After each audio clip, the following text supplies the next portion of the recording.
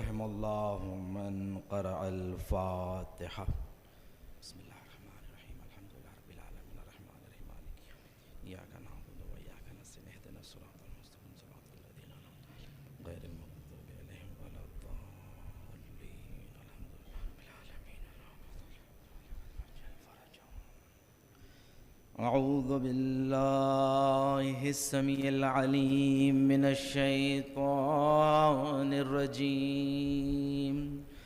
بسم الله الرحمن الرحيم. الحمد لله رب العالمين.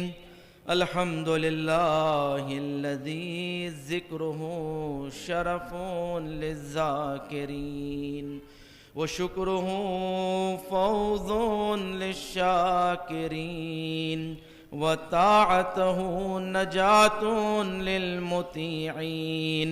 ثم الصلاة والسلام والتحية والإكرام على أشرف الأنبياء والمرسلين وخاتم النبيين ورحمة للعالمين جد الحسن والحسين بالقاسم محمد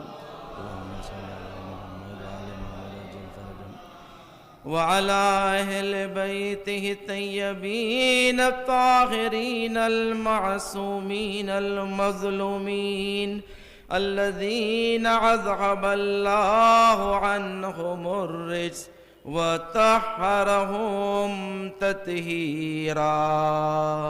اللهم صل على محمد وعلى فرجهم سيما على السيد المطهر والإمام المظفر والشجاع الغزنفر أبي شبير وشبر قاسم طوبى وسقر الأنزع البتين الأشجع المكين العالم المبين الناصر المعين ولي الدين الوالي الولي السيد الرزي الإمام الوسي الحاكم بنص الجلي المخلص الصفي المدفون بالغري ليس بني غالب مظهر العجائب ومظهر الغرائب والشهاب الثاقب والهزبر الصالب نقطة دائرة المطالب أسد الله الغالب غالب كل غالب ومطلوب كل طالب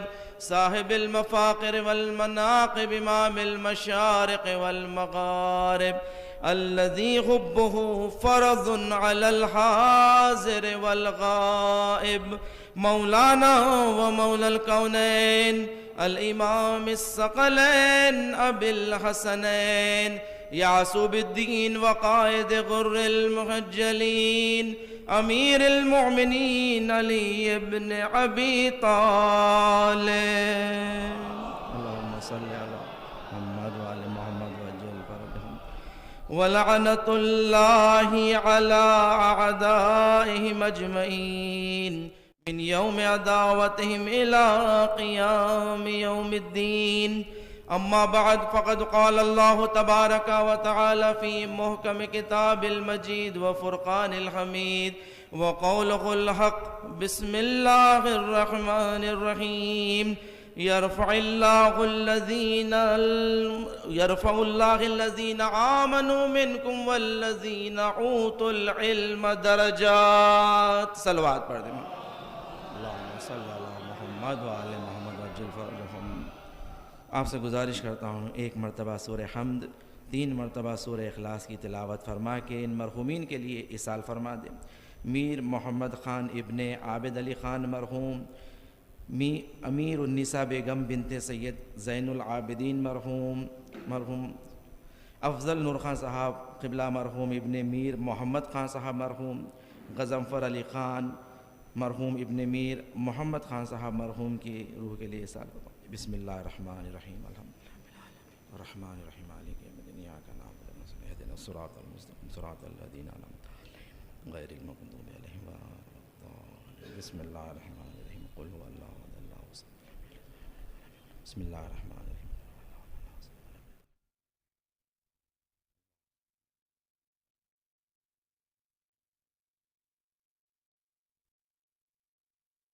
بات پڑھ دیں محمد و آل محمد کی بارگاہ میں، اللہم صلی علی محمد و آل محمد۔ پروردگار دو عالم کی بارگاہ میں دعا ہے کہ انہی مجالس کے صدقے میں جو مومنین بیمار ہے، علیل ہے، شفاء کاملہ و عاجلہ عنایت فرمائیں۔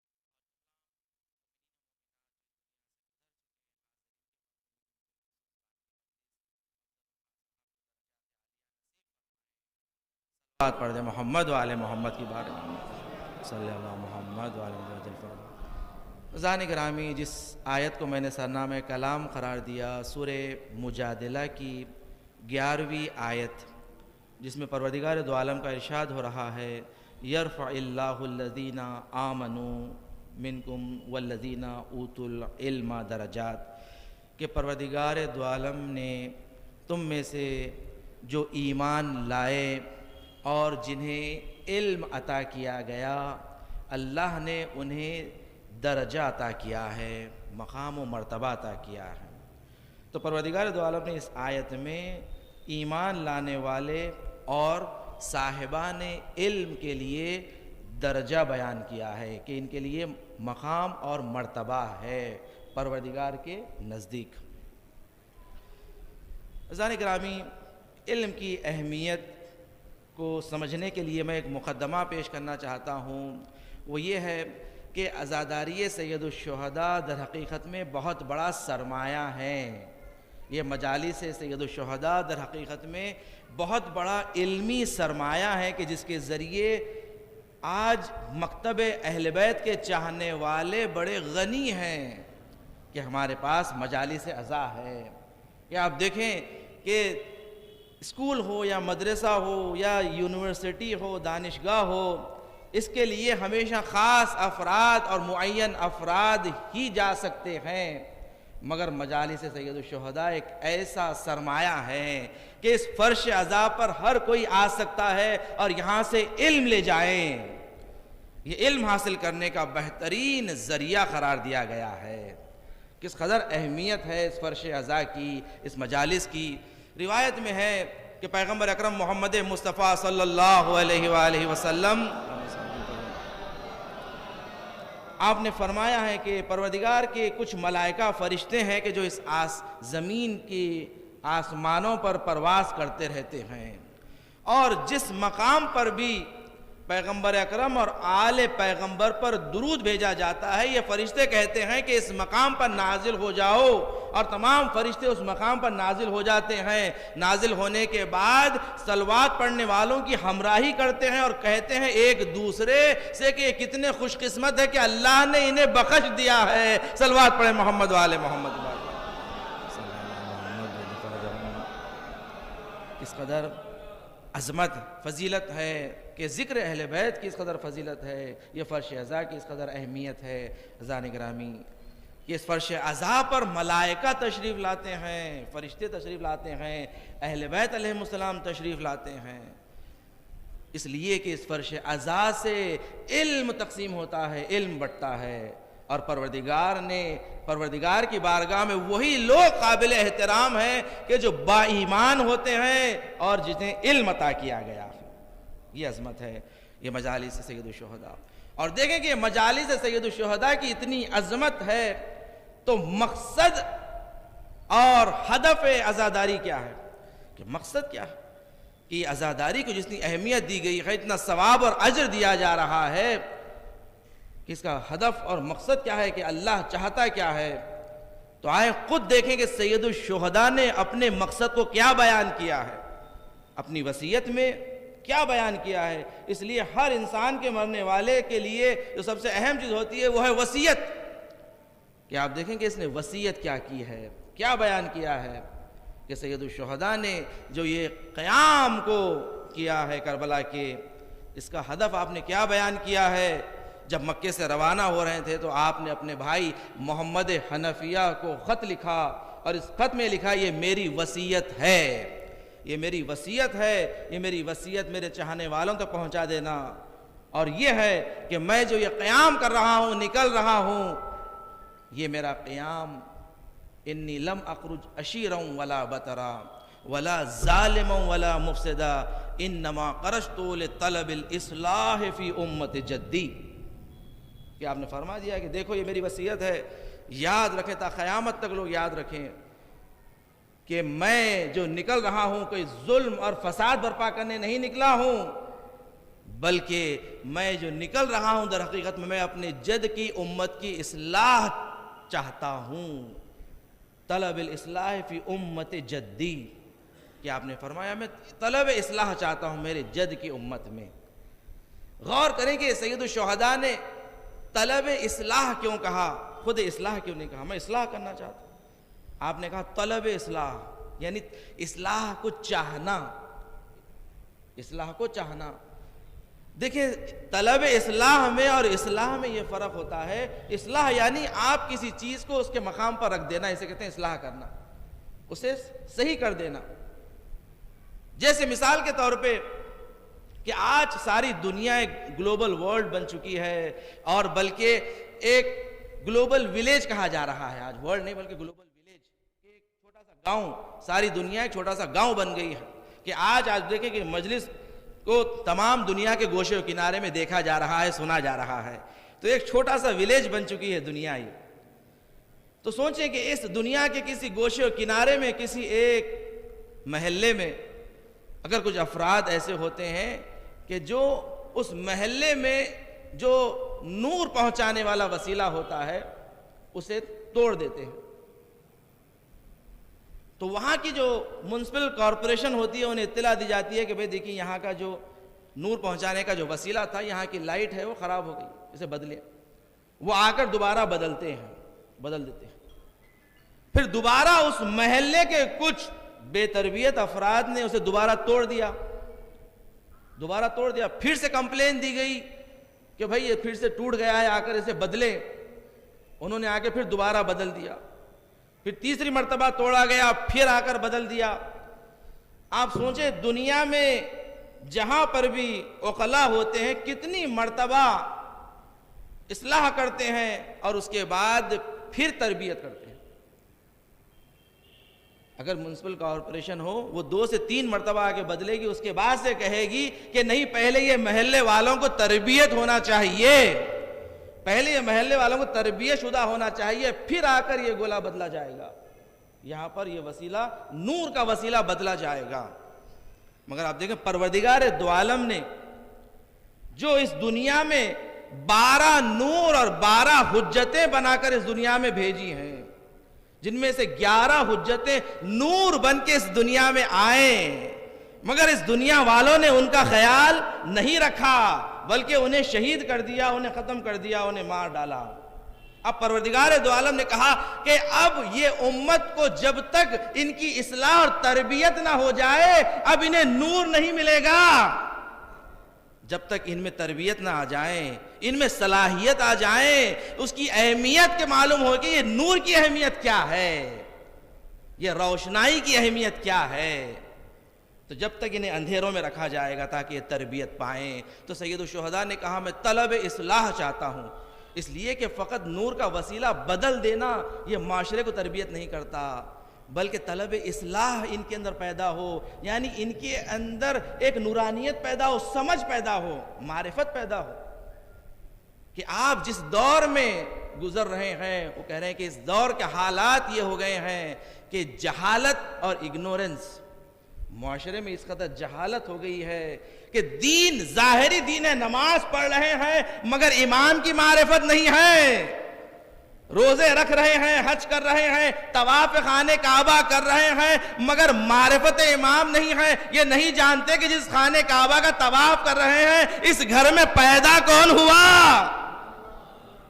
اس گھر میں پیدا کون ہوا ہے۔ اللہم صلی علی محمد وعلی امام اور حجت کی معرفت کے بغیر عبادت کو اللہ ان کے منہوں پر مار دے گا، کہ جو بغیر معرفت امام اور حجت کی عبادت، یہ حالات سے گزر رہے ہیں کہ لوگوں میں معرفت نہیں ہے، معرفت امام نہیں ہے۔ امام نے کہا میں اپنے جد کی اصلاح چاہتا ہوں، اور اس اصلاح کے لیے میں ایسا قیام کروں گا کہ اگر اس میں میرا خون بھی بہہ جائے، میری جان بھی چلی جائے، یاد رکھو میں ایک ایسا کام کر کے جا رہا ہوں تا قیامت تک فرش عذاب بچھتی رہے گی، علم بٹتا رہے گا اور لوگوں میں معرفت آتی رہے گی۔ صلوات پڑھیں محمد و آل محمد کی بارگاہ صلی اللہ علیہ وسلم۔ عزیزان گرامی، یہ ہے بیداری کا وسیلہ ہے، اس لیے کہ آپ دیکھیں کہ کربلا میں سید الشہداء نے جو قیام کیا تھا، کیا یزید مر گیا؟ یزید 3 سال کے بعد مرا، جہنم واصل ہوا۔ اس کے بعد آپ بتائیں کیا یزیدیت مر گئی؟ یزیدیت تو آج بھی ہے، آج بھی یزید کے چاہنے والے گوشے کنارے میں پیدا ہو جاتے ہیں، تو پتا چلا یزیدیت بھی نہیں مری۔ تو بتائیں کربلا میں امام نے کیا کیا؟ امام نے کیا کیا؟ کربلا میں یہ کیا کہ سید الشہداء کے لیے چاہنے والوں میں دلوں میں ایسی محبت پیدا کر دی کہ جو مومن ہے ان کے دل میں ایک ایسی محبت اور عشق دے دیا ہے کہ یہ محبت مومن کے دل میں اسے معرفت کی جانب لے کر آئے گی، کہ وہ ہمیشہ ہر یزیدیت کے خلاف کھڑے ہوں گے، ہر یزیدیت کے خلاف قیام کریں گے، اٹھیں گے، وہ خاموش نہیں بیٹھیں گے۔ کہ آپ دیکھیں کہ ہر گوشے کنارے سے اگر یزید کے چاہنے والے ہوں گے تو خود آپ دیکھیں خود اتنی آوازیں بلند ہو جائے گی ان کے خلاف کہ تم کسے کہہ رہے ہو رحمت اللہ، کہ جس کو کس لائق تھا وہ۔ عزیزان گرامی، یہ ہے عزاداری سید الشہداء نے کہا کہ میں طلب اصلاح کے لیے نکلا۔ کس قدر عظمت ہے عزیزان گرامی کہ اہل بیت نے ہمیشہ علم کو بڑی اہمیت دی ہے، اس لیے کہ علم ایک ایسا وسیلہ ہے کہ انسان دین کو سمجھ سکتا ہے، معرفت دین حاصل کر سکتا ہے۔ نیمے شعبان، جو 14 شعبان کی رات، جو 15 شعبان کی شب ہوتی ہے، اس میں ایک دعا بتائی گئی ہے، نیمے شعبان کی مخصوص دعا ہے، اللہم اقسم لی من خشیتک۔ اس فقرے سے شروع ہوتی ہے، اللہم اقسم لی من خشیتک۔ بہترین دعا ہے، بہترین دعا ہے۔ ہمارے اساتذہ تعلیم دیتے تھے کہ اس دعا کو حفظ کر لو، ہمیشہ پڑھا کرو، بہترین دعا ہے۔ اس دعا کے آخری فقرے میں جملہ آتا ہے کہ اللہم لا تجعل مصیبتنا فی دیننا، اے پروردگار میری مصیبت کو میرے دین میں مصیبت قرار نہ دے۔ یہ جملے کو لے کر میں اپنے اساتذہ کے پاس گیا، کہا کہ اس جملے میں مولا کیا سکھانا چاہ رہے ہیں، کیا تعلیم دینا چاہ رہے ہیں کہ میری دین میں مصیبت قرار نہ دے؟ تو فرمایا کہ دیکھو یہاں پر دنیا میں انسان کو بہت ساری مصیبتوں میں انسان مبتلا ہوتا ہے، کبھی بیماری میں مبتلا ہوتا ہے، کبھی فقر و فاقے کی بھی مبتلا ہوتا ہے، بلائیں مختلف قسم کی بلائیں ہوتی ہیں۔ تو اس دعا کے فقرے میں مومن کو یہ تعلیم دیا جا رہا ہے کہ تم اللہ سے مانگو، اللہ تو مجھے مختلف قسم کے امتحان لے لے مگر میرے دین میں مجھ سے امتحان نہ لینا، دین میں مصیبت نہ دینا۔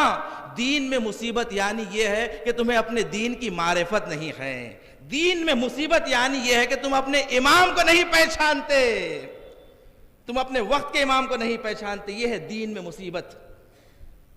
تمہیں تلاوت قرآن کرنے نہیں آتا، یہ ہے تمہارے دین میں مصیبت، کہ تلاوت قرآن نہیں آتا ہے، ہمیں قرآن پڑھنے نہیں آتا ہے، یہ ہے دین میں مصیبت۔ ہمیں نماز کے احکام نہیں معلوم، یہ ہے دین میں مصیبت۔ ہمیں شریعت کے بارے میں معلومات نہیں ہے، یہ ہے دین میں مصیبت۔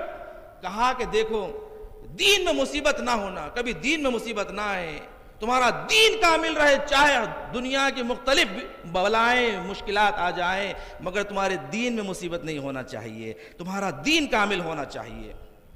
اور دین کے کامل ہونے کے لیے مولا کائنات امیر المومنین علی ابن ابی طالب علیہ السلام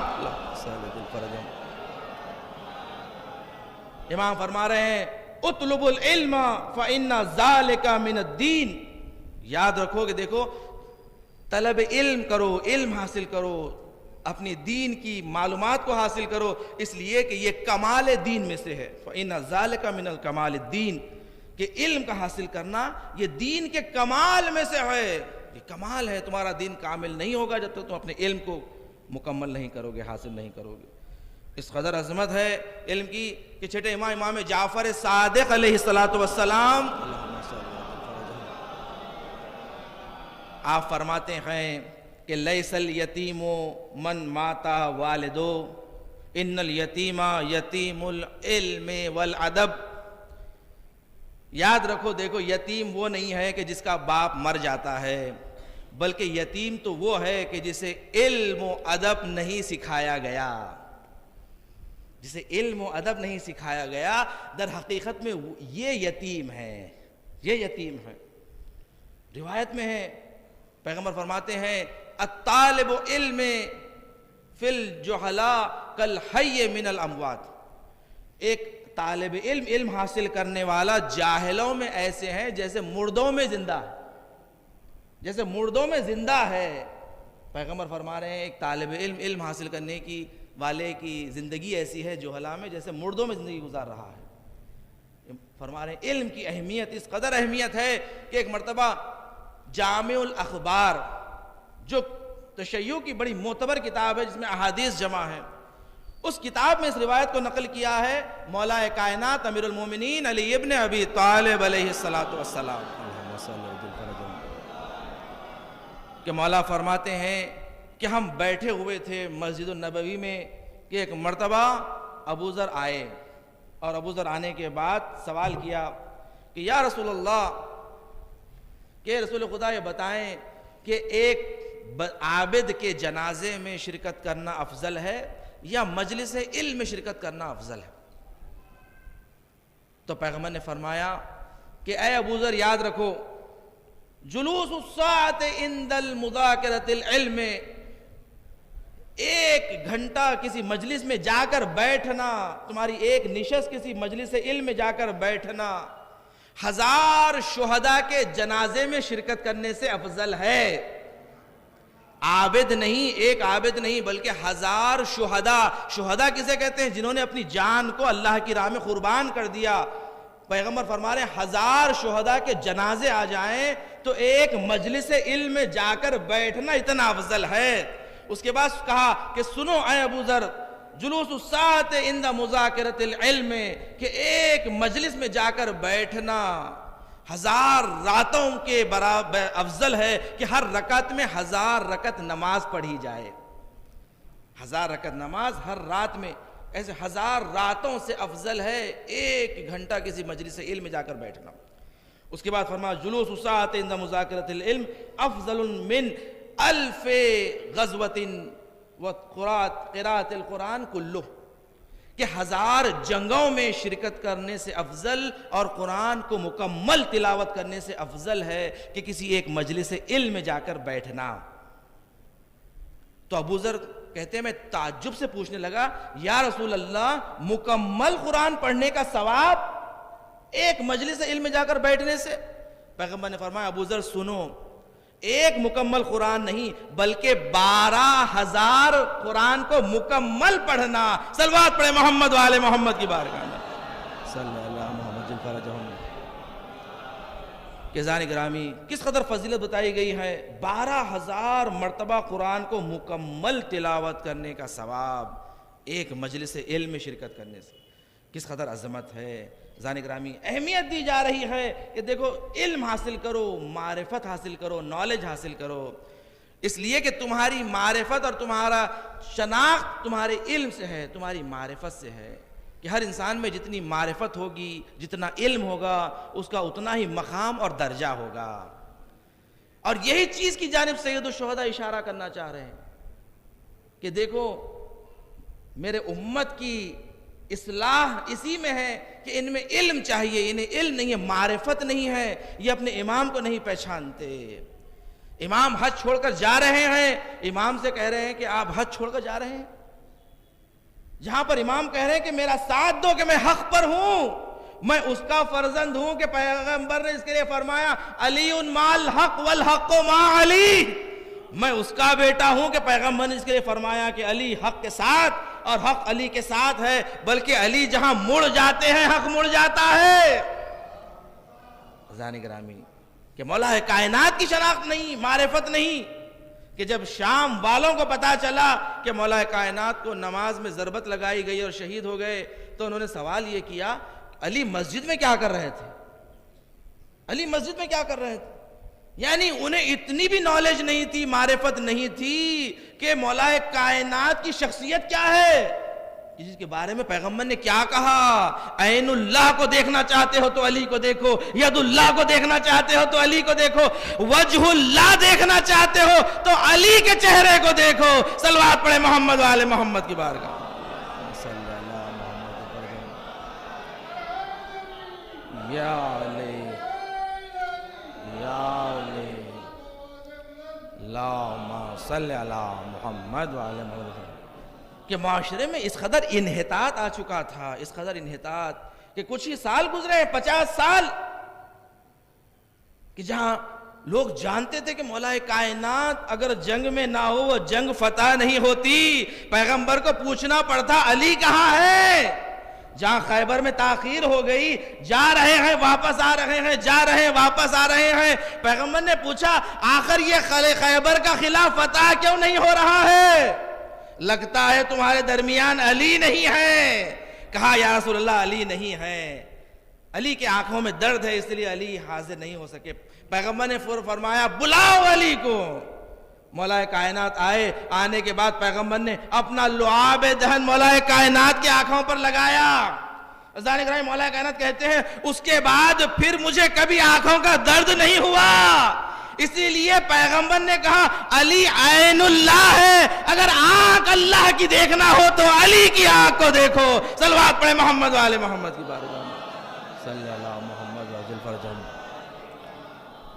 کہ عزیزان گرامی، کہ مولا کائنات جب تک نہ ہو کوئی جنگ فتح نہیں ہوتی۔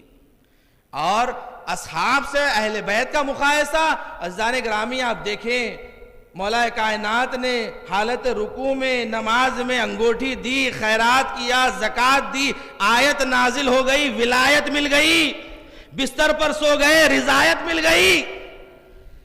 اہل بیت انہیں کہتے ہیں کہ یہ عمل کرتے ہیں، آیت نازل ہوتی ہے۔ اصحاب انہیں کہتے ہیں کہ جو قرآن نازل کرتا ہے اس پر عمل کرتے ہیں۔ اہل بیت اور اصحاب میں یہ فرق ہے، اہل بیت وہ ہیں کہ عمل کرتے ہیں، وہ روٹیاں دیتے ہیں آیت نازل ہو جاتی، وہ روٹیاں دیتے ہیں آیت نازل ہو جاتی۔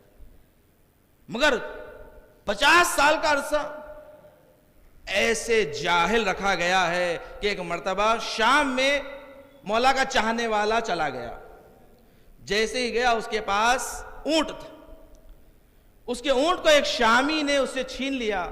چھیننے کے بعد ان دونوں میں جب جھگڑا ہوا تو امیر شام کے پاس یہ معاملہ گیا کہ یہ اونٹ یہ کوفے والے کا ہے اور اس شامی نے اس سے یہ اونٹ چھین لیا ہے۔ تو پوچھا گیا بتاؤ کہ تمہارے پاس کوئی گواہ ہے؟ اس نے کہا کہ میں مسافر ہوں، میں کوفے سے آیا ہوں، میرے پاس ابھی کون گواہ رہے گا؟ شام والے سے پوچھا گیا کہ تیرے پاس کوئی گواہ ہے کہ یہ اونٹ تیرا ہے؟ اس نے کہا کہ جہالت میں تو یہ ہوتا ہے کہ کوئی حق اور باطل نہیں دیکھا جاتا۔ اس کے ساتھیوں نے کہا ہاں ہم گواہی دیتے ہیں وہ اس کا اونٹ ہے۔ تو معاویہ نے کہا کہ اس کے پاس گواہ موجود ہے، یہ اونٹ اب اس کا ہو جائے گا۔ تو یہ کوفے والا جو مولا کا چاہنے والا تھا، اس میں ہوشیاری تھی۔ یاد رکھے جہاں ولایت ہوتی ہے ہوشیاری بھی آتی ہے، اللہ عقل بھی انہیں دیتا ہے کہ جو علی کے ساتھ ہوتے ہیں۔ ایک مرتبہ اس نے سوال کر لیا ذرا اے امیر ذرا یہ تو پوچھ یہ اونٹ ہے یا اونٹنی ہے؟ اس نے کہا بتا یہ اونٹ ہے یا اونٹنی ہے؟ تو اس نے دیکھا سرسری نظر، اس کے بعد کہا کہ یہ اونٹ ہے، اونٹ ہے۔ تو اس نے کہا کہ اے امیر، شام کے امیر بننے والے کہ جو خود ساختہ امیر، ذرا یہ تو دیکھ کہ یہ اونٹ اور اونٹنی میں فرق نہیں محسوس کر رہا ہے۔ یہ اگر اس کا ہوتا تو یہ پہچان سکتا یہ اونٹ نہیں یہ اونٹنی ہے۔ ایک مرتبہ معاویہ نے اسے قریب بلایا، قریب بلانے کے بعد کہا کہ میں تجھے اس اونٹ کے بدلے میں 10 اونٹ دے دوں گا، مگر جا کر علی کو یہ واقعہ بتانا اور کہنا کہ معاویہ ایسوں کو علی کے خلاف لا رہا ہے کہ جو اونٹ اور اونٹنی میں کوئی فرق محسوس نہیں کرتے۔ صلوات پڑھے محمد والے محمد کی بارگاہ۔ صلی اللہ محمد وعجل فرجہم۔ زان گرامی، جہالت، اگنورنس، اس قدر جہالت تھی معاشرے میں کہ اہل بیت کے مقام و مرتبے کو انہوں نے سمجھا ہی نہیں۔ اور اہل بیت پہ یہ سوچ کر ظلم کر رہے تھے کہ عبادت کر رہے ہیں، سید الشہداء کا گلا کاٹ رہے تھے، بسم اللہ کہہ کر گلا کاٹ رہے تھے۔ عزیزان گرامی، یہ ہو گئی تھی دین، کہ دین تھی مگر دین کی روح نہیں تھی۔ نمازیں تھی، یہ کہہ رہے تھے کہ جلد سے جلد گلا کاٹے امام حسین کا، اس لیے کہ نماز کا وقت جا رہا ہے۔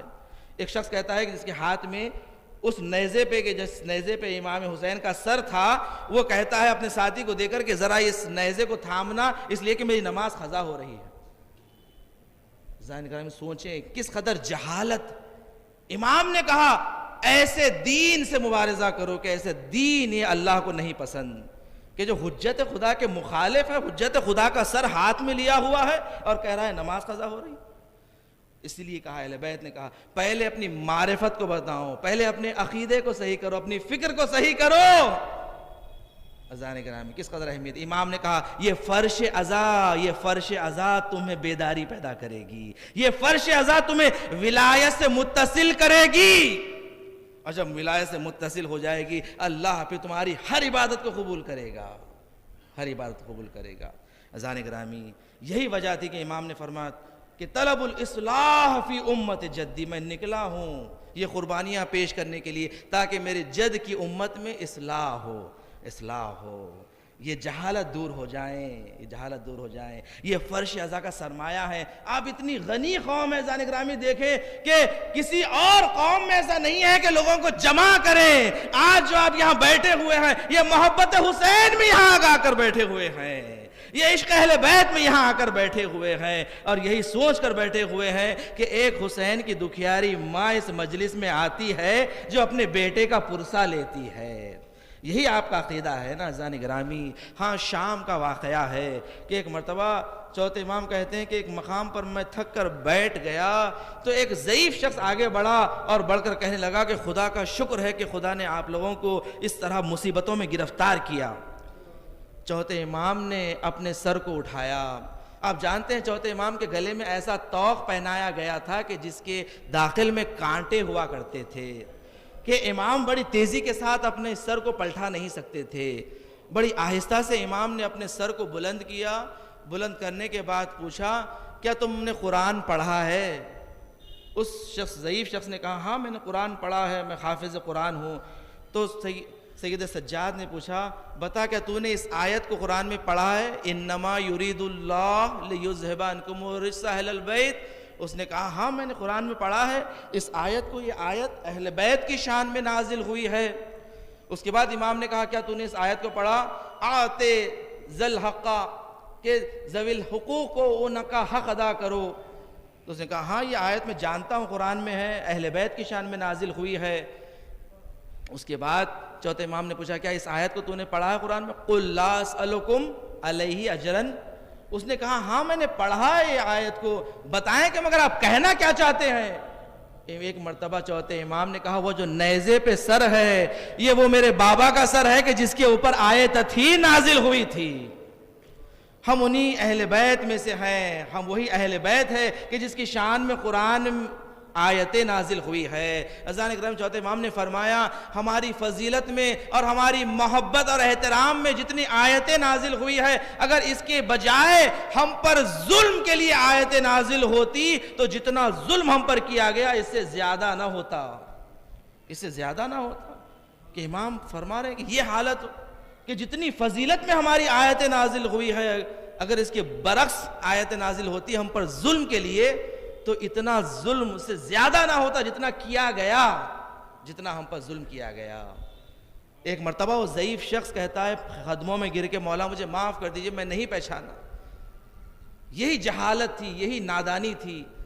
قدموں میں گر کر رونے لگا، کہا مولا مجھے معاف کر دیجئے، مجھے نہیں معلوم تھا آپ اہل بیت میں سے ہے، ہمیں یہ بتایا گیا تھا کہ کچھ باغی ہے کہ جو بلند ہوئے تھے کہ ان کے سر کاٹ کر نیزوں میں بلند کیا گیا اور ان کے بچوں کو قیدی بنا کر لایا گیا ہے، مولا مجھے معاف کر دیجئے، میں چاہتا ہوں کہ یہاں لیٹ جاؤں تاکہ مجھ پر سے سارے قافلہ گزر جائیں اور میں مر جاؤں تاکہ میری توبہ قبول ہو جائے۔ امام نے کہا نہیں جا، میں نے تجھے معاف کیا۔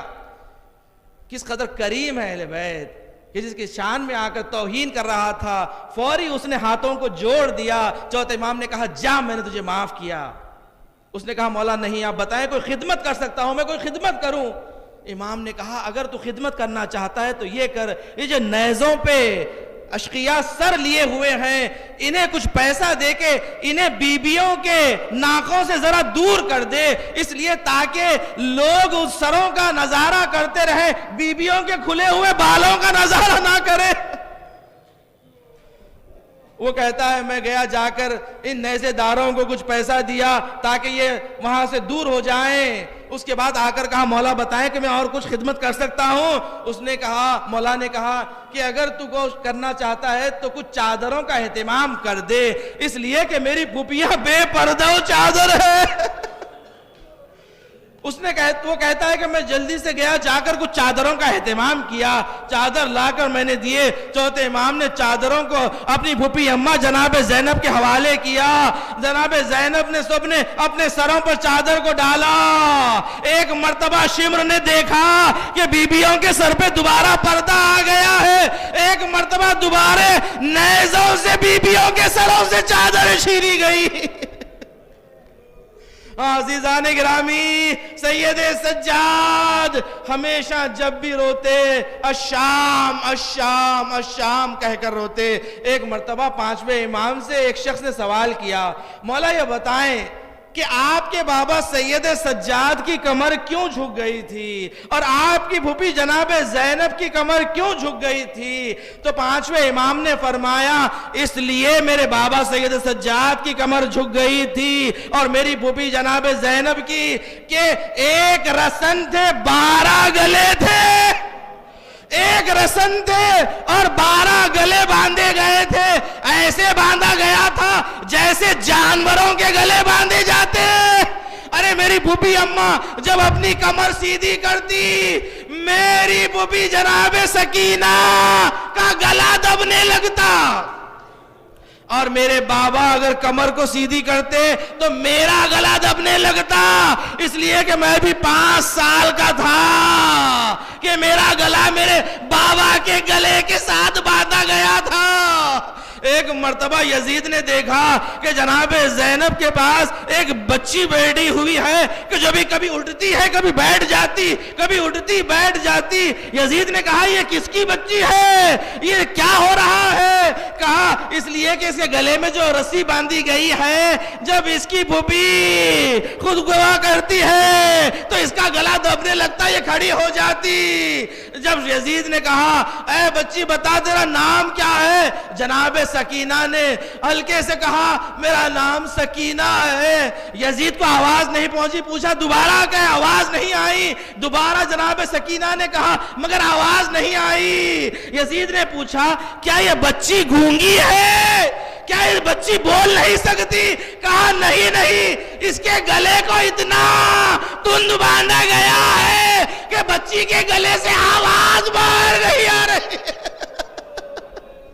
عزیزان گرامی، سید سجاد نے کہا شام پر ہم پر ایسی مصیبتیں آئی، ایسے محلوں سے گزارا جاتا کہ جو شخص کے ہاتھ میں جو کچھ ہوتا ہم پر وار کر دیتا، کوئی گرم پانی پھینکتا، کوئی پتھر مار دیتا۔ ارے ایک مرتبہ آگ کا شعلہ میرے سر پر آ گرا، ارے میرے ہاتھ پشت پر بندھے ہوئے تھے، ارے میں کہتا رہا ارے میرے سر پر آگ کا شعلہ ہے، ارے کوئی اسے نکال دے، مگر کوئی نہیں نکالا، بلکہ میرا امامہ جل گیا۔ ایک مقام پر ہمیں کھڑا کیا گیا جہاں پر غلام اور کنیز بیچے جاتے، ارے وہاں پر میری بہن سکینہ کو کھڑا کر دیا گیا، ارے بولی لگائی گئی، ارے میری پھوپھی اماں نجف کا رخ کر کے یا علی پکارتی رہی۔ ہاں مگر اللہ نہیں چاہا کہ میری بہن اس مقام پر بیچی جائے۔ پھر اس کے بعد ہمیں ایسے مقام پر رکھا گیا تھا، نہ دن کی روشنی نہ رات کی تاریکی کا پتہ چلتا۔ اور چوتھے امام یہ کہتے، کبھی کبھی میری بہن مجھ سے سوال کرتی، سید سجاد یہ بتاؤ یہ پرندے جب صبح ہوتی ہے کہاں جاتے ہیں؟ جناب سید سجاد کہتے یہ اپنے رزق کی تلاش میں جا رہے ہیں۔ جب شام ہوتی یہی پرندے جب واپس آتے ہیں۔ میری بہن سکینہ مجھ سے سوال کرتی، سید سجاد یہ کہاں جاتے ہیں؟ امام کہتے سکینہ یہ اپنے آشیانوں میں لوٹ جاتے ہیں۔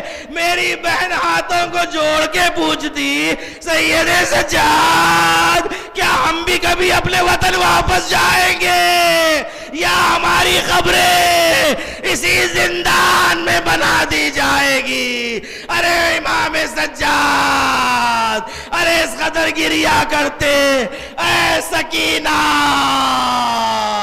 تیری قبر اسی قید خانے میں۔ الا لعنت اللہ علی قوم الظالمین وسیعلم الذین ظلموا ای منقلب ینقلبون۔ بار اللہ پروردگارہ ہم سے ذکر خلیل کو قبول فرما۔ پروردگارہ ہمیں کوئی غم نہ دے سوائے غم حسین کے۔ ہمیں جو بیمار علیل ہیں انہیں شفاء کاملہ و عاجلہ عنایت فرما۔